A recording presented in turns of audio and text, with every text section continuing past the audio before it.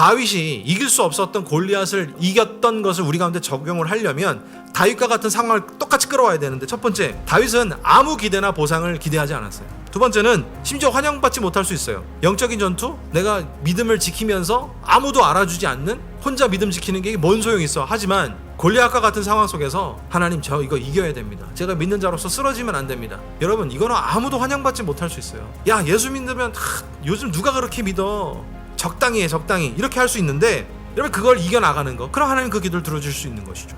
세 번째는 다윗처럼 기대하지 않은 반응과 결과가 나타날 수 있어요. 그래도 기도하면 그건 이루어 주실 겁니다. 마지막으로 똑같은 질문을 우리한테 하는 거예요. 누구냐 넌?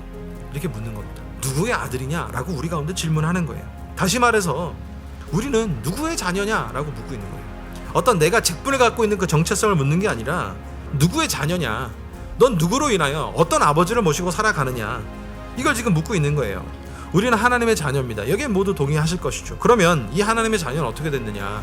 예수 그리스도의 피값으로 사게 된 하나님의 아들인 것입니다. 소년 다윗이 칼과 창과 단창으로 싸우는 것이 아니라 하나님의 이름으로 싸웠던 그 모습처럼 우리는 하나님의 이름으로 살아가는 사람이라고 하는 것이죠. 그래서 여러분, 가끔 우리는요, 자녀지만 가끔은 칼을 주셔야 되는데 그냥 내 이름 하나 믿고 가면 된다라고 하는, 우리 가운데는 성에 차지 않는 답을 주실 때가 있는데, 그럴 때 우리는 빈정상하죠. 하나님, 그게 아니지 않습니까?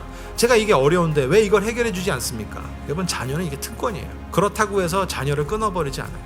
자녀는 하나님께 어떤 기도도 가능하고 하나님의 자녀이기 때문에 또 하나님 앞에 저항할 수도 있고, 심지어는 투덜거리고 하나님을 대적할 수도 있어요.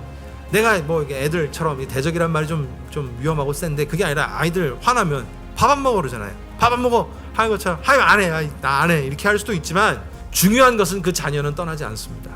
너무 말을 안 들어가지고 너 오늘부터 우리 자녀 하지 말자, 세상에 어떤 그런 부모가 있겠습니까? 다윗은 대승 후에도, 골리앗을 이긴 후에도 쫓기는 삶을 삽니다. 그럼에도 불구하고 다윗은요, 하나님 앞에 합한 마음이 된 것은요, 수없이 시편 속에서도 하나님을 원망했지만 하나님을 떠나지 않았다는 거예요. 그리고 심지어 하나님께서 합한 자라고 칭찬 들었다. 여러분, 불평할 수 있어요. 불만스러울 수 있어요. 이해하지 못할 수 있어요. 그러나 떠나지 않는 게 자녀입니다. 그러면 하나님께서 환영받지 않는 세상 속에서 주님은 환영하시고, 참여하지 않아도 될 전쟁에 주님이 직접 싸워주시는 것이고, 보상을 기대하지 않지만 주님이 직접 우리 가운데 보상해 주시는 하나님의 자녀로서의 특권을 우리 가운데 주시는 것입니다.